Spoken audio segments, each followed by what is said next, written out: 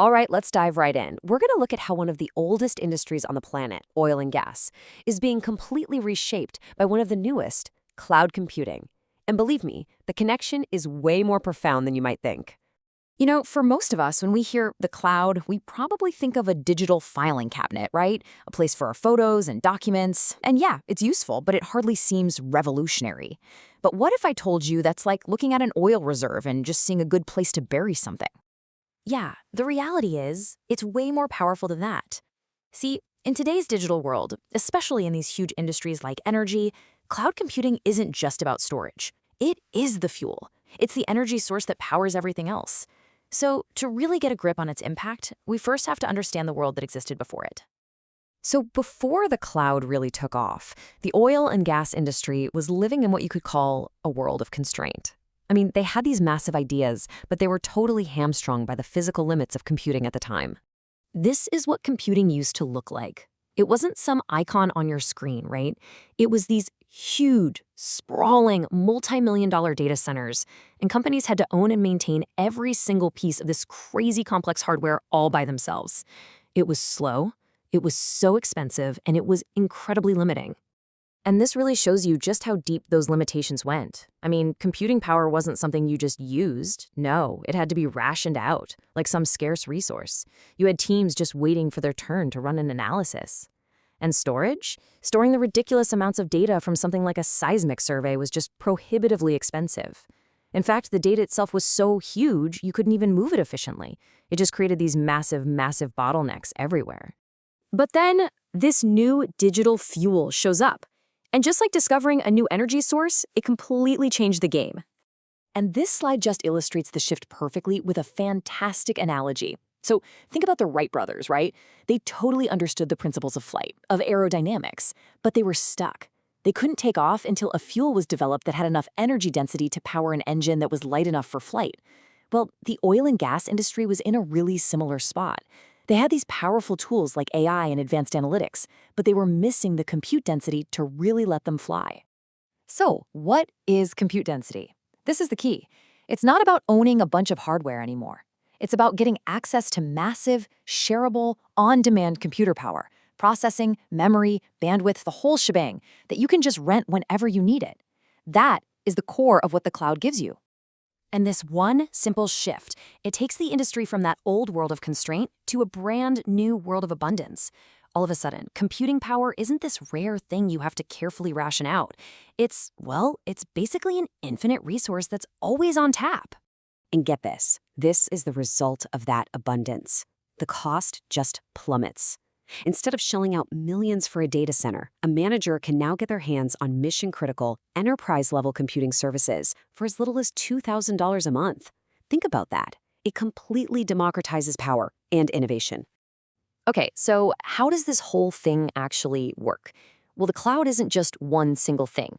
You can think of it more like a toolkit with different service models, and each one is designed for a specific job. The three main layers you'll hear about are Infrastructure as a Service, or IaaS, Platform as a Service, or PaaS, and Software as a Service, SaaS. It's kind of like a pyramid, Each layer builds on the one right below it. So let's break them down. All right, at the very bottom, you've got IaaS. This is the most fundamental level. Think of it like you're renting the raw land and the building materials. You're not buying the server racks or the actual physical data center. You're just renting access to all that stuff from big providers like Amazon, Google, or Microsoft. So, in a nutshell, IaaS gives you those fundamental building blocks. It's the core infrastructure, that raw horsepower, but without the massive headache and cost of actually owning and maintaining it yourself. Okay, moving up a layer, we get to PaaS. Now, if IaaS is the raw material, then PaaS is the workshop. It's this ready-made environment where developers can build, test, and deploy their own custom applications without ever having to worry about the underlying infrastructure. This creates what they call a learn fast culture, where you can test ideas really quickly and cheaply.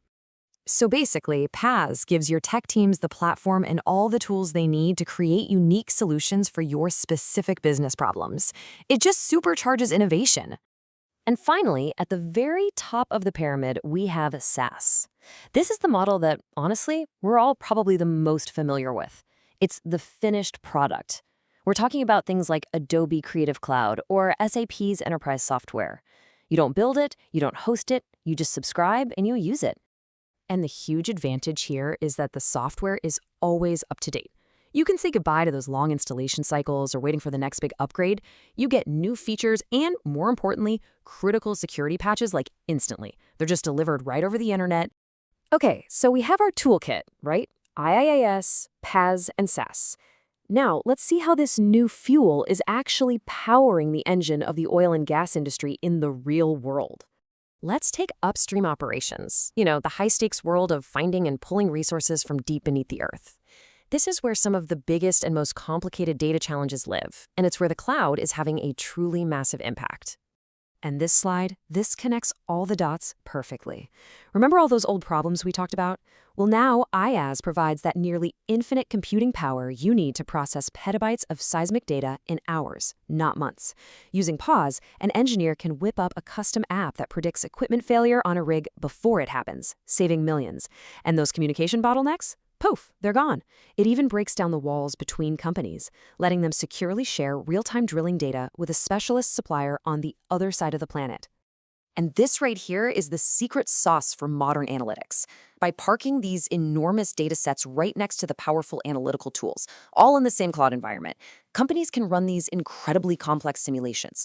They can model an entire reservoir's behavior with a new level of precision, helping them decide the exact best place to drill with a confidence that was just impossible before. You completely sidestep those old bottlenecks. So we come right back to our central idea. The cloud isn't just another tool. It's a completely new kind of fuel. It's providing the energy for a deep, fundamental transformation. And that leaves us with a really fascinating question. As this powerful new fuel gets even more integrated, what other seemingly impossible digital frontiers will it help a traditional industry like this conquer next?